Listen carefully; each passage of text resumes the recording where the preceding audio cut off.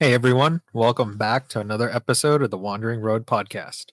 I'm your host Chris, along with my co-host Dean, and for today's show, we're going to be talking about the haunted island that Dean lives on, haunted Hawaii stories. Actually, I live on Guam. No, I'm just kidding. That would make this episode a lot more boring. Sorry, Guam. No offense to Guam or any listeners from Guam. See, you're pissing people off, man. We're going to lose all our of our listening one, base. all of our one listener from Guam. Guam. We've kind of had this topic in our back pocket for a while, for at least, I don't know, a few months now, where we wanted to talk about some Hawaiian paranormal stories, some Hawaiian folk tales, all of the stuff that is related to the islands of Hawaii. Hawaii has some pretty interesting paranormal mythical folk tales attached to it. I would say my personal favorite is the Night Marchers, but we'll save that for a little later. Why don't you kick us off with, I would say, the most common one you hear people talk about when you go to Hawaii and you take a tour and you go to specific sacred places. You're not supposed to take anything with you. I'll just give a little backstory first, real quick. So I've lived in Hawaii for about 5.5, almost 6 years now. And he's done everything you're not supposed to do. Yeah. That's why I live in a ditch. I stole this recording equipment. I never thought in my life that I would live here. It was a little surreal to come here and live here. But I actually came here once when I was 14. We were lucky enough to have a trip organized and then come out here to Kauai. And I think we did Kauai and Oahu. I live on Oahu now. I've been to almost all of the islands. My personal favorite is the Big Island, and that is going to feed heavily into the Pele's curse. Right. From my understanding, the legend of Pele, and I'm sure I'm gonna miss crucial parts of this, so we will revisit this at a later time, hopefully with somebody who knows more about this. So if you know more about Hawaiian culture than I do, feel free to come on the show at some point. And we're not talking about the former soccer player Pele. Pele made her home on the Big Island. Essentially, what happened was, in a nutshell, like skipping ahead, the whole story, I apologize. She essentially died, but she became a god after her death, and she dug herself an eternal fire pit. And essentially, it's at the top of Kilauea, the Kilauea volcano. So if you go to visit Kilauea, they say that if you take any of the landscape, any of the rocks or anything that is physical, hard to the touch, like they will be around for a while. Like even if you grab some dirt and put in a bottle, volcanic ash or whatever, you will be bereft with a curse. And actually, there have been a lot of people talking about this over the years. Like people have claimed to have taken rocks and they've fallen victim to all kinds of crazy things like financial problems. Of course, the quintessential, like, oh, I got injured a bunch of times after I took this. There are actually people who come back to the island with the thing they took and returned it because like things have just been clearly going wrong. I would love to find out, like, talk to somebody who's experienced that and find out, like, did you know about the curse beforehand? Because, like, I could see where, like, you might get a placebo effect where if you knew about it and you took it, you'd feel guilty. And then, like, you'd make yourself go through all this shit, like, deep down, you'd trigger these terrible things like subliminally. But if you didn't know, this is kind of in line with when people go to like Egyptian sites and they take stuff from the tombs. We should cover that sometime. There are like crazy stories about people getting really sick and dying after excavating tombs in Egypt and stuff like that. Like the That curse of reminds me of King it. Tut, whatever, like the Yeah. people that opened up the tomb and they started dying one by one, like everyone Yeah. associated with it. Yeah. And There were quite a few people. yeah, they say like obviously exposure to stale air from a sarcophagus for over like 4,000 years or whatever, with the Yeah. I've heard that. toxins and the mold and all the shit that would come from it, inhaling that would cause issues. I'd be interested to learn about if there were people that were not in the tomb that were just part of the excavation that, by proxy were affected by some sort of curse or Exactly. something like that. That would be interesting to find out. I think that there have been, and also to tie it back to Hawaiian culture and Pele's curse, there have been stories where it's not just like, someone cut their finger and they were exposed to some toxin that made them sick. Like people have been experiencing like strange circumstances that put them in situations that lead to injuries or accidents or just general misfortune. And you can't blame, I don't think you could really blame that on spores or cutting yourself or something like that, an infection. That's probably why this is one of the most interesting aspects to Hawaiian supernatural culture. It's because there's something, I mean, you can feel it when you come here, like people who have been to Hawaii, and I felt this when I was 14. When I came here, there's such a magical feeling about this place in a good way. You're experienced in going to places you feel like negative energy, like, oh, I don't, this doesn't feel right. But like for me, Hawaii always felt like when I first came here when I was 14, it was like, man, this is a beautiful place. Like, this is a sacred place.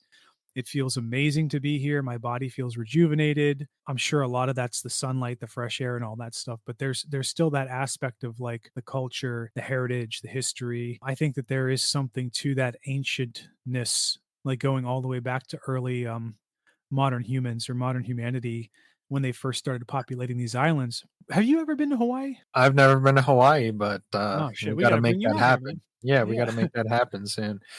Once I figure out how to get the dogs to come with me, you know, we'll make it happen and, we could do some of this shit in person, which would be fun. Dude, Yeah. see, if I go to Hawaii, I'll probably never wanna leave, partially one because I wouldn't wanna make the return journey on the plane for that long.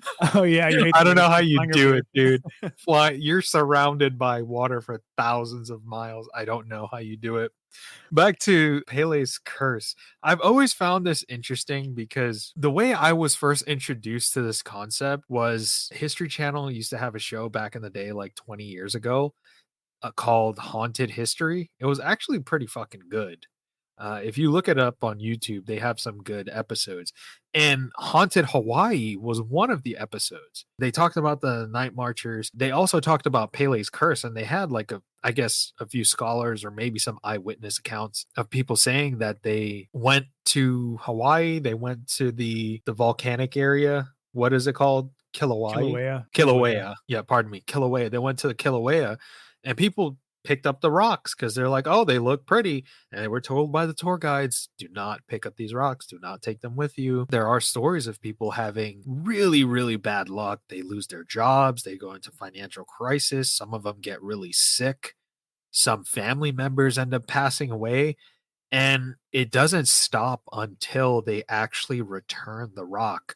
Correct me if I'm wrong. Don't they have a thing where if you take a rock and you're from the mainland, don't people mail it back? Or am I imagining that? Because I heard something that people mail it back. Yeah, I I'm might be sure. I mean, I'm confusing sure. it with something else, but I feel like that was a thing that Yeah.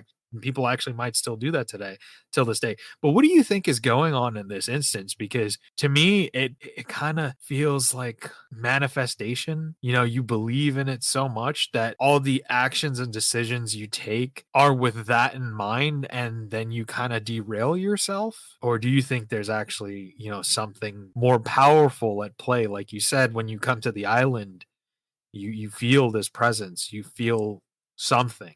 I would have to say that it really it's all up to the person who takes this stuff. I mean, it's like if they that's what I was saying like earlier, if the person knows the story or if they heard the story in passing, maybe they heard the story of Pele and then they didn't take or they took the thing and then they really thought about what they heard about Pele later. Like don't take anything.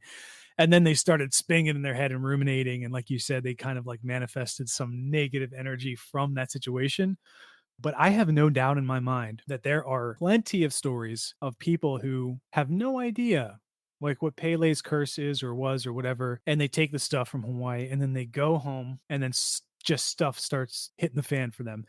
And then they have to go out and search like what is happening to me like and then maybe they kind of stumble on the topic by talking to people like, "Oh, you just went to Hawaii? Well, did you take anything?" And then like somebody who actually heard about it and that'll be after the fact. So like bad things are happening first before they find out about the story. I think what's more fascinating is why some people would be targeted and some wouldn't be targeted because I really do think that that is a thing. Like I think I've had family members who have taken stuff from Hawaii. Like when back when I in 2014 when I first came to Kauai, this is kind of a stupid funny story. I kind of took something in a way and I'll tell you why in a second cuz maybe it has to do with, like, the reverence that you have for Hawaii. Maybe people who take stuff from Hawaii, like, they just want it for themselves, like, "This is mine, like, I'm gonna covet this. This is my special little thing." But if you go there and you take something that maybe you borrow, you're like, "Oh, this is beautiful. I wanna have a piece of Hawaii with me because it's special, it's unique." You revere it, then maybe the spirits that would guard that thing they would be more open to like not screwing you over. Because what I did when I was 14, this is going to be so stupid, people. Just keep in mind, I was 14 years old. I had this pair of gym socks, and I wore the gym socks out walking one day, and I think I had flip flops on, like, ooh, like flip flops and gym socks, whatever. I was 14. Shut up.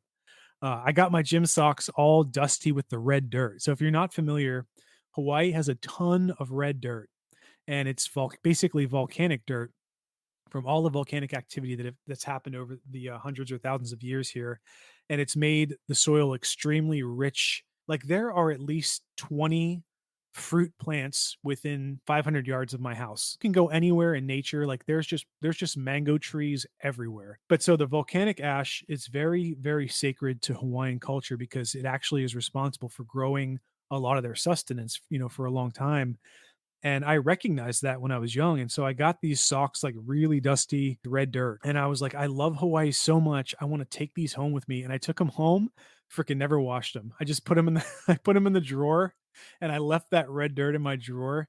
And to this day, I kind of wonder, did Hawaiian supernatural entities kind of lead me back to Hawaii because they wanted their red dirt socks back? But the joke's on them. I lost those red dirt socks years ago. And now when I got here, they're waiting to crush me Dude, since I've come you know back. what I would say in that instance? That was unintentional. You were just walking and Mm, you weren't actually actively trying to trying to. scoop up. Yeah. Yeah, I think there's a difference between that. Actually going, I'm gonna take this piece of sacred rock from the volcano Right. and take it with me because even though there's probably signs that says please do not take any of the rock or whatever with you, I'm going to be an asshole and I'm going to take it anyway. Whatever happens from then happens.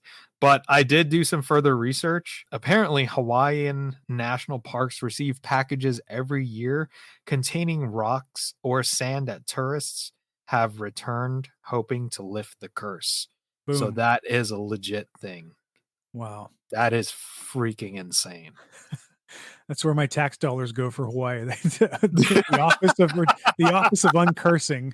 The The office of office of uncursing. that should be a real office, the office of uncursing. I'd Oh work man. there. All right, what are the coordinates we have to take this friggin' rock to? Imagine they don't. They just get the packages and throw them in the garbage.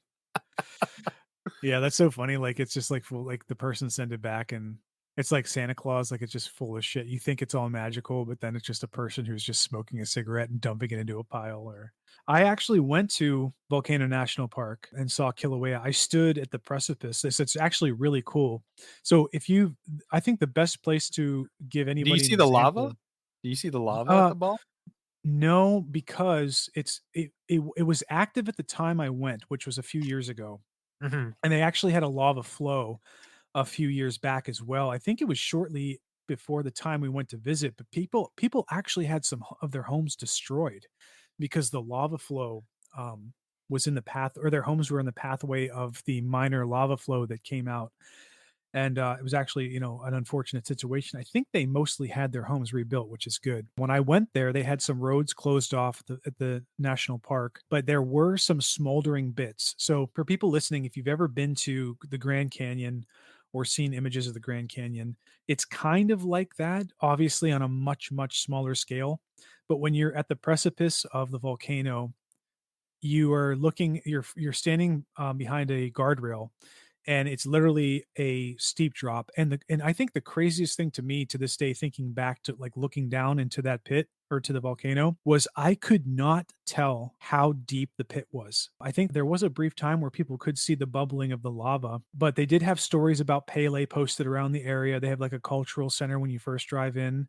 And if you ever get a chance to go to the Big Island, I say go there first, because if you like the outdoors, if you love to explore, I think the Big Island is my second favorite island here to visit. I think the last thing I'll say on the Pele curse, it's not just the taking of things from Hawaii. It's not just taking like sand or rocks and stuff like that. It's also disturbing and interacting with the wildlife here and the plants here. And I think maybe not so much the plants, but they do say that you have to be respectful of the sea creatures here. And we have seals here, and we also have um a lot of turtles, sea turtles, and I see sea turtles all the time in the ocean, like swimming, like snorkeling. But there is a law here that says you have to stay away like such distance from them. I think like I'm gonna get this wrong. I'm just like 20 or 30 feet. But there are so many people who don't respect that rule. They just like, oh, turtle, and they swim up to it and they try to pet it or ride it, like even worse, ends up stressing the shit out of the turtle, causing issues or whatever. So like I think that people have also probably experienced some negative effects of interacting with the wildlife here because that's supposed to be a serious no-no. And the last thing I'll say on the whole Pele curse thing, I think there might be something to it just because of it might partially be Tulpa, it might partially be something spiritual, elemental, sacred about it that you have. I'm sure you probably have so many locals that actually believe it, revere it, and respect it. Oh yeah, for sure. In general, I think places like that, there is something to it because there wouldn't be all these little legends and stories that just come out of nowhere because it'd just be like, okay, it's just a fucking volcano. Like nobody gives a shit. I mean, there's like a dime a dozen volcanoes in the world that have no folklore attached to it or anything like that. You have something like this, and you actually have people mailing back boxes of sand and rock how many thousands of miles in the hopes of uncursing themselves. It might be Tulpa because of all the people that believe in it, but I feel like there might be something supernatural attached to it that we can't explain. And I wanna say one more cool thing about what I love this is something I love so much about Hawaii. It's if you're listening to this wherever you are in the world, there's a good chance that, like, you live in a place because I mean, I'm gonna say it's a good chance because this kind of behavior is so endemic throughout human culture. I experienced it living in Pennsylvania, you experience it, growing up where you grew up and stuff. It's like there's no true reverence for the location in which for a lot of people in which you live. Like, you don't see people in Western Pennsylvania going out and dancing some dance or doing some ritual to respect the land that's there. It's just no, it's just their land. They're like, oh, whatever. And then they, maybe the closest thing they have is going to church and then, doing their rituals or their prayers at church. But the thing about Hawaii that I love so much is that there are Hawaiian people, like native Hawaiian people, even like mixed blood, like not even full blood Hawaiian. Like there are people here who go out and they do these little rituals or they show these little reverences. Like you'll see shrines everywhere. People will take time out of their week to make flower leis from actual flower trees on the island at Plumeria. And they will also make like shell necklaces and they will like make those rock statues. They'll make all of these gestures to the land around them.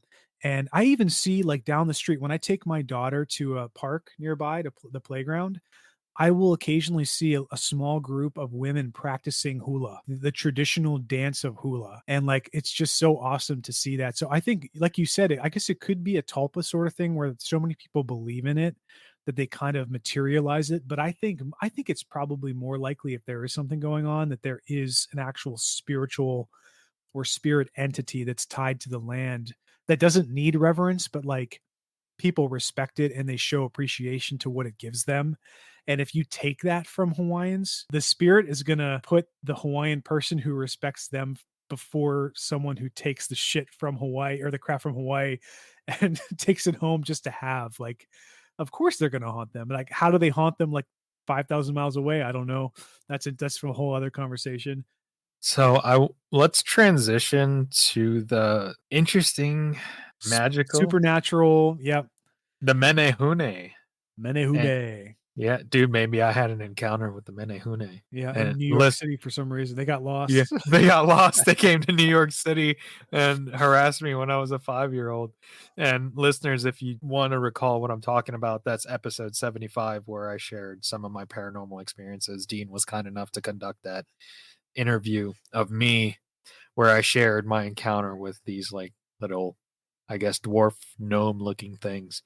But Dean, why don't you go into what the menehune are? Well, every time I hear Menehune, I just think of the water brand. There's there's a brand of water here in Hawaii that's Hawaii made and bottled here. It's called Menehune. It's good water. Yeah. If they want to sponsor us, come on, man. Give us some I like the little if you type in Menehune water, they have this cool little cartoony logo that you see around the island all the time. But yeah, so the origins of the Menehune water and the character on the bottle. It actually stems from, like you said, a very deeply embedded cultural, supernatural story about these little creatures. And people describe these menehune to be about, they're very small. They're like 2 to 3 feet tall. There are some accounts that they actually may be shorter, which is interesting because that could be in line with what you saw when you were a kid. I just think it'd be so funny if like the menehune got into somebody's luggage when you were a kid and they got loose in New York City and they like ran away. They couldn't get back home because they got trapped in someone's luggage or something. But they're often depicted as super, even though they're small, they're super strong, like superhuman strong, and they look very muscular despite their stature. Another interesting aspect about them before we get into like the creepy side is they're supposedly master builders. I kind of think of them as like of this pre-modern human that was discovered in caves in Indonesia. And they were this ultra small race. They're not humans like modern humans, but they're I very, know what very you're talking small. about. They're Yeah. called Homo floresiensis. Yes, thank you. Some people still report them being around to this day in like places like Indonesia, like living. Think about it too. Like we are in the Pacific and we're pretty far away from like places like Indonesia. I still think that talking about thousands of years of movement between islands, like the Polynesians traveling from island to island and populating everything, like who knows what race of like primates or whatever, like Homo whatever that might have made it to the islands. So it could be possible that they were a real thing or are a real thing, but people peg them as supernatural. They just live their lives. Like some of them are located in Kauai around like fish ponds, the Menehune ditch. They are supposedly responsible for crafting this ditch called the Menehune ditch in Waimea in Kauai. But the spiritual and cultural significance, I think, is also worth mentioning because they are seen as the protectors of the land. I have heard some stories that they are mischievous, like they like to mess with people, kind of like leprechaun ish. But the difference between them and say like a leprechaun is they do revere the land, they take care of their land, and they watch over the land. But I still think that there is a little bit of mischievousness that might be related to some encounters that people have reported having. Think you're spot on with your description of the Menehune. It seems like they're mischievous, but yeah, they're very hardworking as well. Apparently, they build bridges, temples, and all these other mysterious ancient structures across Hawaii that have been attributed to being built by the Menehune. And they are essentially an integral part of Hawaiian culture and folklore. So, dude, maybe it was some menehune. They hopped on a flight. You know, we're gonna fuck with some people in in New York City. You know, they were on vacation. They were taking a break from building. I feel like that could have been like one of the perfect movies for like late 80s, early 90s movies. Menehune come to like like the Leprechaun or something like that. They did all those quirky, silly horror movies back then. Like they could have done Menehune in New York City. Like the Gremlins. Yeah, yeah, exactly. Like something like that. Yeah. This is actually a good opportunity to share one story that of something that kind of happened. I mean, it did happen to me, but I don't know if it's really that interesting, but I think it's worth Are you gonna mentioning. tell us your daughter's a menehune? She's a changeling. We talked about this. She went from a beautiful little nice little sprite to a little menace. No, I'm just kidding. She's still really she's really well behaved and she's great. So love you, honey. Menehune, I have been aware of them before I moved to Hawaii, and I didn't really think about them very much aside from seeing the depiction of them like on the water, like the bottled water that I was talking about. But I had this one thing happen to me. Actually, it was around the time where I think we were talking to, it might have been Trev or somebody, or we might have been touching on something that had to do with Ireland. So if you remember, it's called the Fae Trap. So like a Fae Trap is basically some kind of phenomena that a fairy or group of fairies initiates in nature to attract humans to that thing to like check it out. And when the humans get by, like close to them, I don't know if they like curse them or they like attach themselves to them or they do something to them to latch onto them so they can get something they want later. Like maybe like we were just saying, like jokingly, or like, switching out their baby, like changeling, or maybe they're cursing them, or maybe they're just going back to their home and like living in their home or taking things. But when I was hiking with my wife a while ago, we were hiking with our daughter and we walked past this bend on this hike and I noticed like this fern was shaking, by itself. There was no wind. It was kind of like down over a brim, like or a berm. There should not have been any wind that was just going down and hitting this one fern leaf. But yet the fern leaf, even though there were others around it and there were leaves around it and trees, all kinds of stuff that could have been shaking with it, but it's literally just one single 2 foot long fern offshoot with leaves just swaying back and forth by itself. And I remember passing it thinking like, that's so weird, but I didn't think much of it. And then as we were hiking, I totally remembered like the story about the Fey trap. I'm like, oh shit, like that is one of the quintessential Fey traps. Like you can actually go online and search on YouTube, type in Fey trap or fairy trap. People like have recorded this phenomena, and it's like usually like one branch or like one piece of foliage swinging, but there's no breeze and there's nothing else swinging around it, just this one thing. So I thought about that after I passed it. I came back and it was still doing it. I stopped to watch it and I was watching it and watching it for like 2 minutes. I was talking to my wife about it. I was like, telling her about the fairy traps and like how it's so weird that I was like, isn't that weird that one burn is just moving by itself? She's like, that is really weird. We watched it for 2 minutes and then it stopped on its own and it was still. Like I said, there was no wind to be felt. No And we just animals stood came there. out of it or anything? No animals, yeah, no rustling. And just to be clear, if you would think if it was an animal, the animal would have been at least partially visible because the fern, you could see where the fern shoot was going into the plant and it was near the ground. So there was nothing to grab onto it to be swaying it. Like there was literally no force that you can detect or see that was making it move. But after it stopped, we just moved on. We're like, oh, that's interesting. But then I was kicking myself later because I was like, God, I should have freaking pulled my phone out and recorded it because it would have been a perfect like little thing to add to our podcast later. But I didn't think about it until after because I was like wasted from the hike. But that's kind of like my cool little. I wonder if that was like the menehune, like try to get our attention because I feel like that's something that they might do. That might have been just a single fern tree just shaking on its own. I Yeah, two can't. foot long. I've Yeah. never seen something like that unless there was like a monkey or something in it at the zoo. How hard was it shaking? It was noticeably hard. It was swinging at least like 6 to 8 inches back and forth, like, from its center, and like I said, there were other fern shoots around it that should have been moving the same way if it was wind, and they were not moving at all. They were perfectly still. It was, very strange. I will go back do hikes all the time here. I remember where it's at, so I will go back there. When I do go back there, I'll take a picture of where the fern was so you can see what the area looks like for the listeners.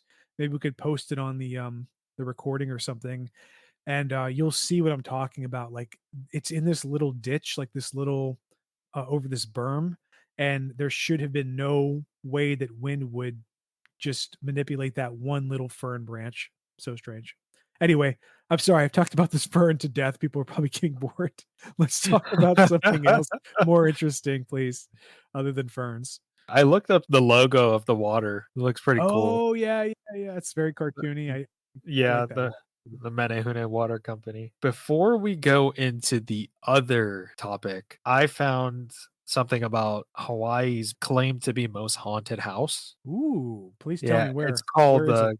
it's called the Kaimuki House. The Kaimuki House is in Honolulu, and it's one of the most infamous haunted locations in Hawaii. The house is located on 8th Avenue and is said to be haunted by a malevolent spirit, possibly Akasha, a man-eating ghost or demon in Japanese folklore. Over the years, multiple families who lived in the house reported terrifying experiences, including physical attacks, poltergeist activity, and a constant feeling of dread. One of the most famous incidents occurred in the 1940s when a police officer responded to a call from a terrified family. Upon arrival, the officer witnessed an invisible force dragging a young girl across the room. The house has a dark reputation.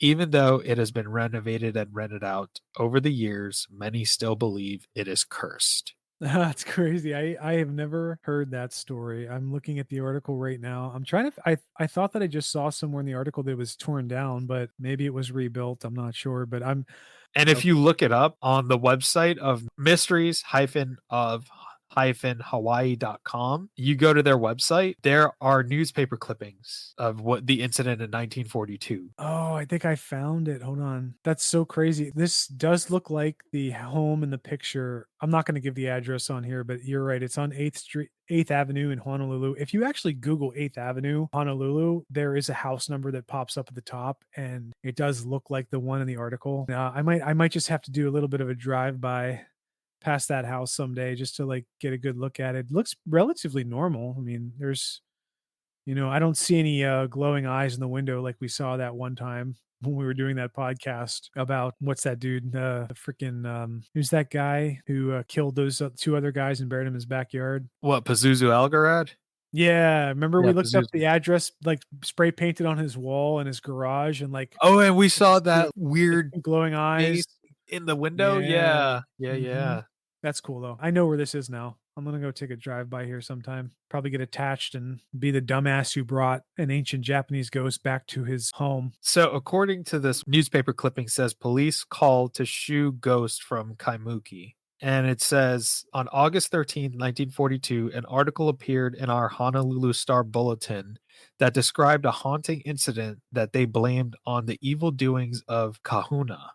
Answering a call at 1:25 a.m., Police Sergeant Mosley Cummins and Patrolman Robert Anseth found a 10-year-old Hawaiian boy and his 2 sisters, ages 18 and 20, on their living room sofa, shrieking in fear. The mother, also shrieking, was waving tea leaves and sprinkling Hawaiian salt to ward off ghosts.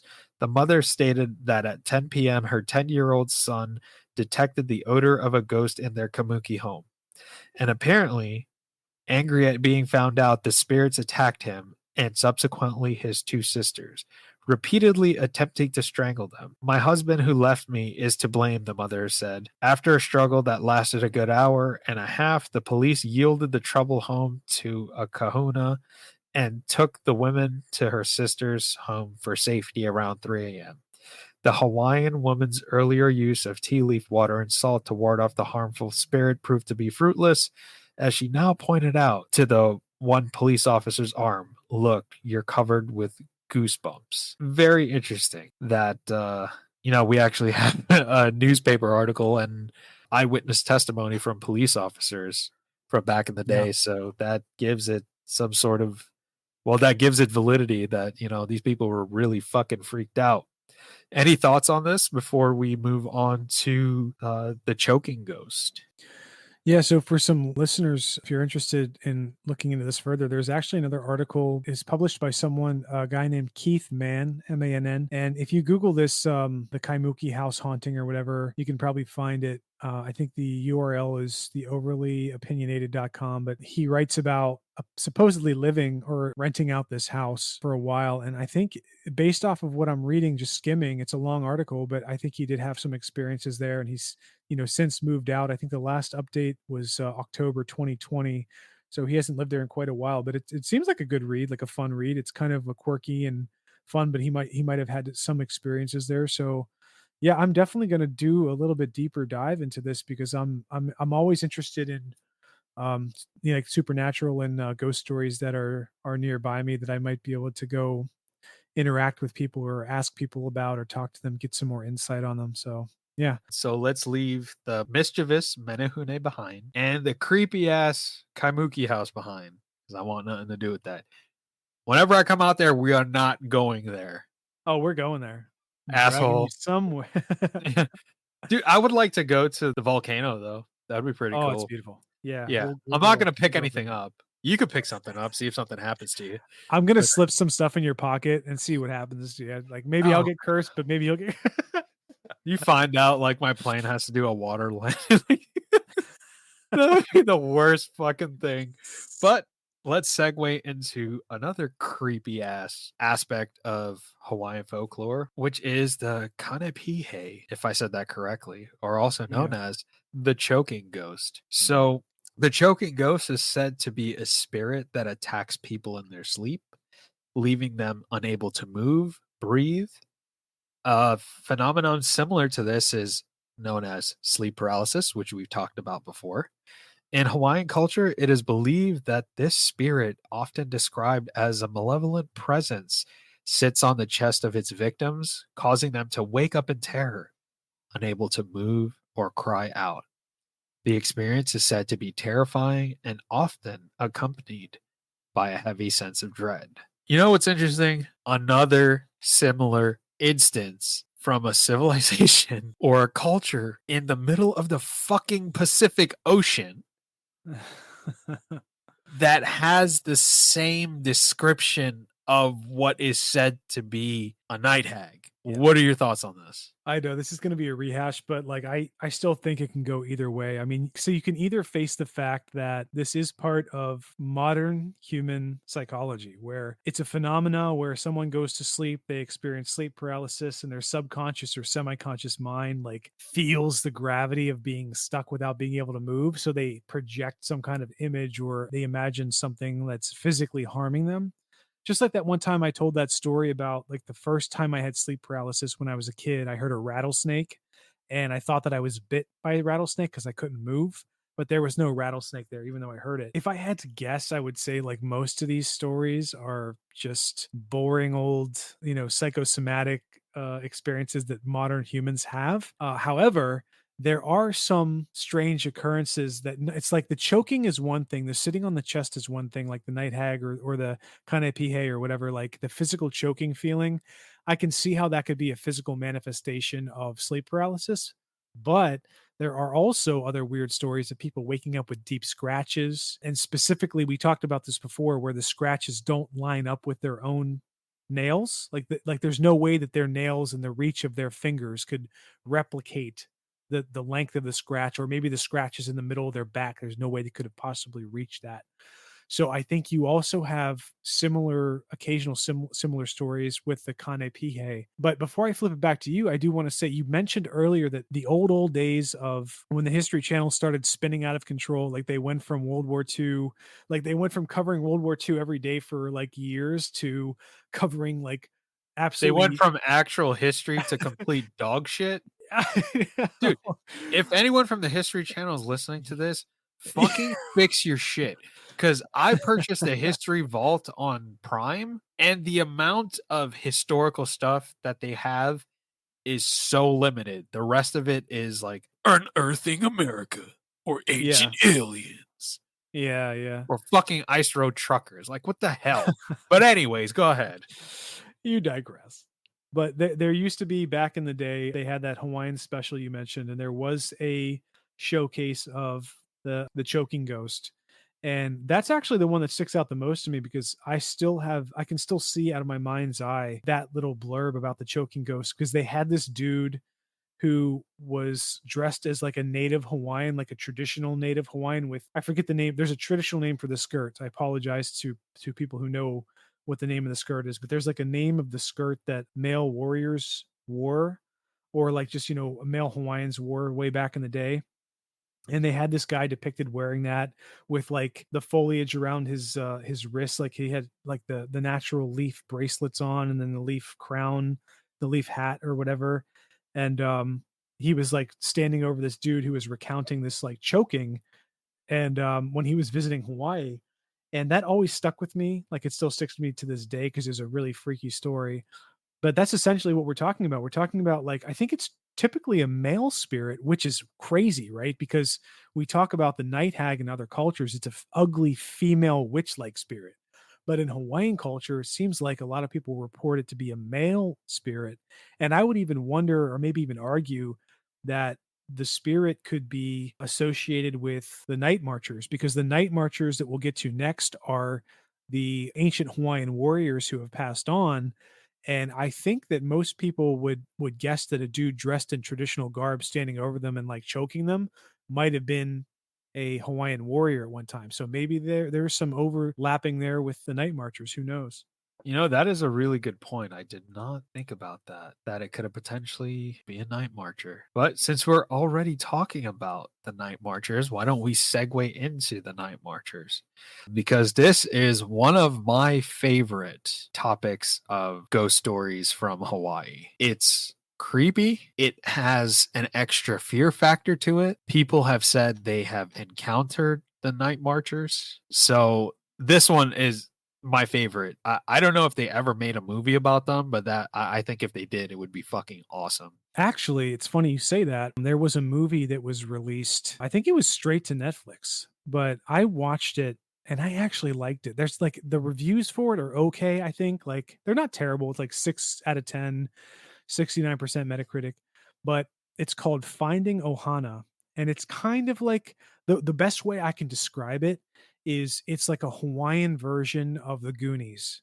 So like there are these kids who are normal kids. And what's interesting is the K Hoi Kwan, the guy who played the kid in, the Goonies, the Asian kid in Goonies, he's actually in this movie as well. So I think they knew what they were doing, like associating it to the Goonies, like, but making a Hawaiian version or whatever. It's a really great movie. You should watch it, but they do showcase a bit. I won't spoil it, but they do showcase that touches on a little bit of the Night Marchers towards the end of the movie. And it actually, interestingly enough, also touches on a little bit we talked about in the beginning of the podcast, like the Pele's curse, where taking things from Hawaii could lead to your curse or your demise.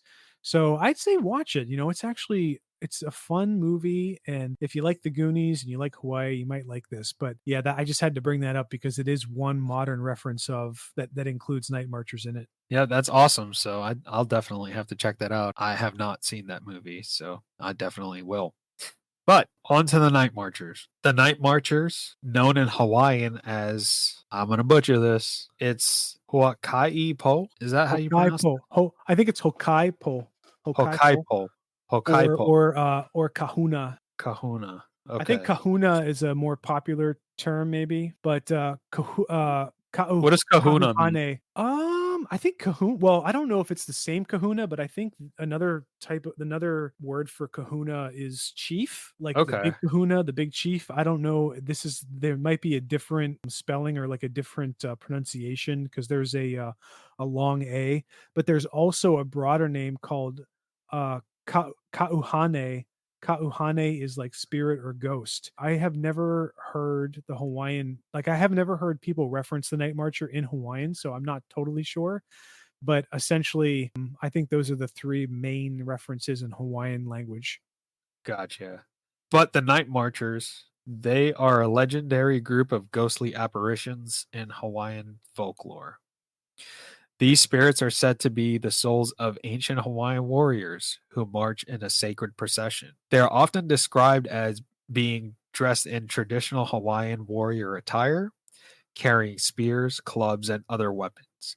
The march is accompanied by the sounds of chanting and drumming and the blowing of conch shells. Some stories even mention the smell of sulfur and the sight of torches as they pass by. The march is considered sacred, and it is said that the night marchers are on their way to escort a high ranking chief or warrior to the spirit world. The procession is treated with great reverence and fear. According to the legend, anyone who encounters the night marchers should show utmost respect by laying face down on the ground, avoiding eye contact, and remaining silent. Disrespecting the march by looking at the spirits or obstructing their path is believed to bring serious harm or even death. The night marchers are said to travel along specific paths, often in remote areas such as old battle sites, sacred grounds, and ancient trails known as kapu. These paths are generally not disturbed by modern developments, and locals often warn of these areas where night marchers are said to travel. Some believe that the presence of a family member spirit, particularly if that family member was a part of the night marchers, can protect someone from harm if they encounter the procession. The night marchers are said to be a powerful part of Hawaiian culture and spirituality, reflecting the deep respect for ancestors and the spirit world that is central to many Hawaiian beliefs. Many locals take these legends seriously and share them as a way of preserving cultural heritage. People that have encountered the night marchers often describe it in vivid detail. They say that it involves a mixture of fear, respect, and the eerie supernatural element that's central to the legend. So apparently, people say they hear sounds of drumming and chanting. They see torch lights appearing in the distance. They describe seeing faint flickering lights moving in the distance, which resemble torches carried by the night marchers. These lights are usually seen in an isolated or sacred area. People also describe sudden atmospheric changes. So, things such as sudden silence, the environment around an encounter with night marchers often becomes unnaturally quiet. Birds, insects, and other natural sounds stop, creating an eerie atmosphere. Another thing that people claim to have happened is that there would be strong winds or unusual weather accompanied by the night marchers. So you would have a sudden gust of wind, mist, or strange weather phenomenon. What's interesting to me is the physical reactions that people have when they apparently encounter the night marchers. Some people say that when they encounter the night marchers, they often report an overwhelming sense of fear or dread, even if they can't see them directly. They say that this fear can be so intense, it feels like a warning to flee or hide.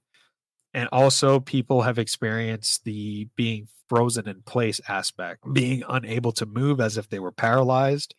When they sense the presence of the night marchers, the paralysis may be physical or a result of sheer terror.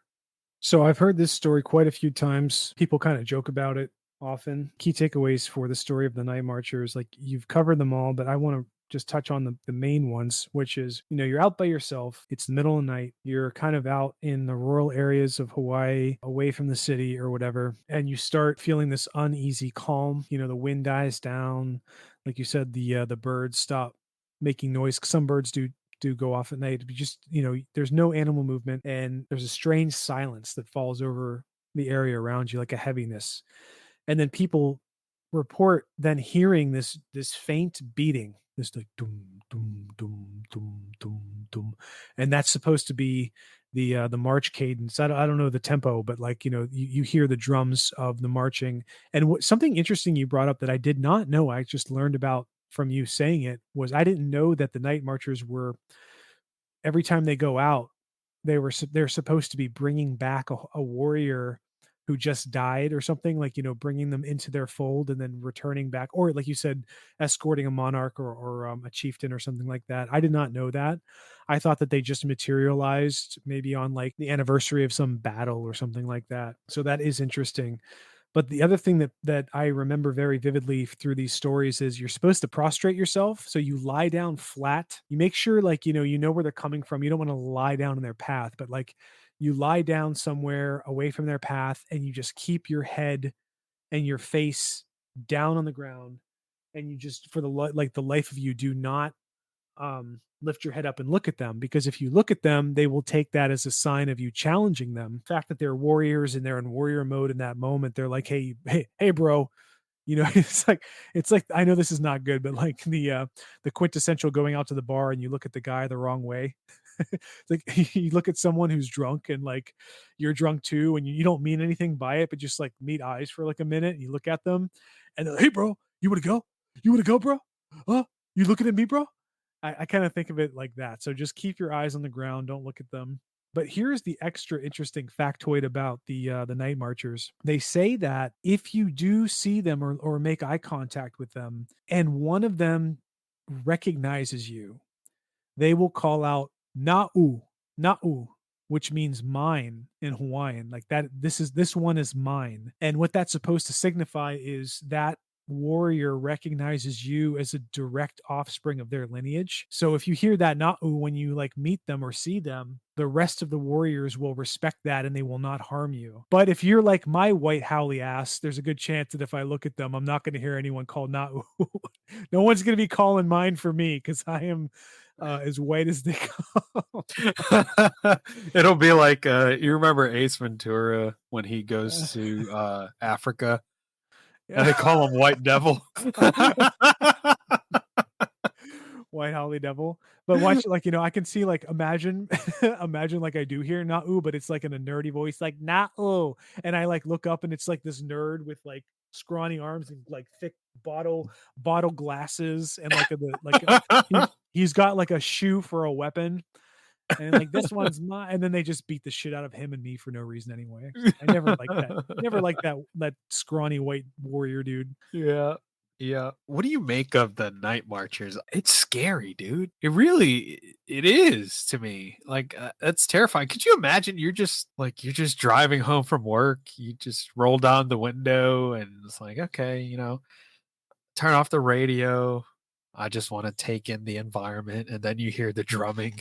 Do, do, do, do. Like, what do you do at that point? You just like shut off your car and pull over? Just close your eyes or something? Here's why, and I'll probably eat these words, tonight, but I don't find the Night Marcher story as scary as other stories. Um, like, I would even take menehune as more of a frightening story than the Night Marchers, because here's why. Because the Night Marchers come with a set of rules by which if you follow the rules, you're set. But when you come across like that Kaimuki demon house, or like, evil spirit house, or even the menehune, or like whatever, like Pele, like I guess Pele has a set of rules too that you can follow. If you return the stuff, usually good. But that's why the night marchers to me aren't as scary, because like if you just follow the rules, which is lie down, prostrate yourself, don't look at them, and wait till they pass, you should be good. But if you come across an evil ghost who's just pissed off and wants to tear you to shreds or attach itself to you, like like you don't have any set of rules to get away from it.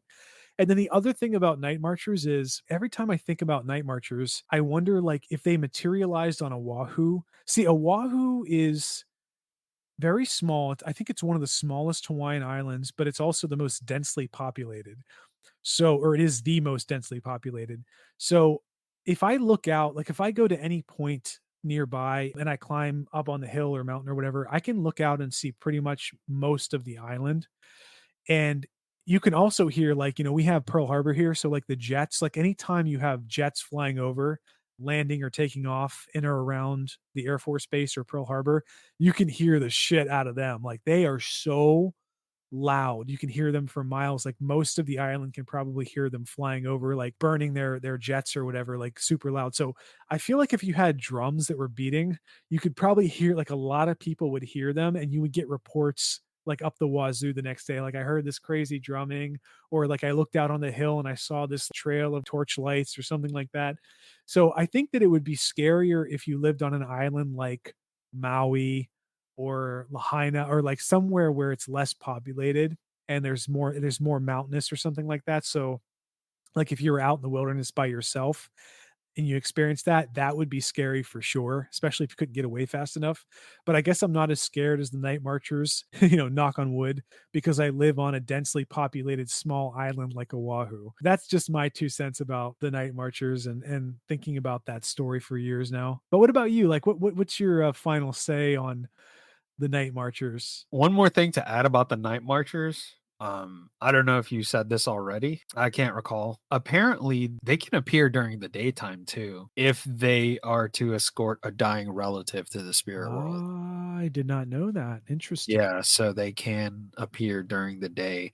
As far as the whole night marchers thing go, that's another one I consider to be kind of valid. I'm not going to deny it, because you have enough people saying that they encounter the night marchers, that they see it, they hear it, and it might not be as terrifying as we think, because from what we just discussed about the night marchers, it doesn't seem like they're malicious or anything like that. They're in a sacred procession trying Yeah, to unless you piss take them off, yeah.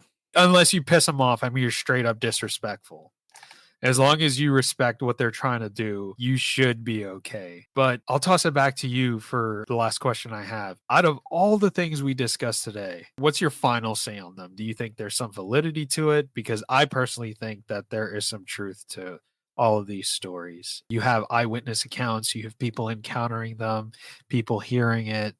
So I think there is something. I don't want to. I'm not going to say evil aside from the choking ghost in that house.